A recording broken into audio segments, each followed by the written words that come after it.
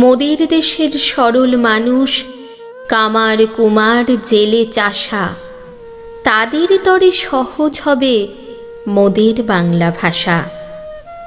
বিদেশ হতে বিজাতীয় নানান কথার ছড়াছড়ি, আর কতকাল দেশের মানুষ থাকবে বলো সহ্য করি।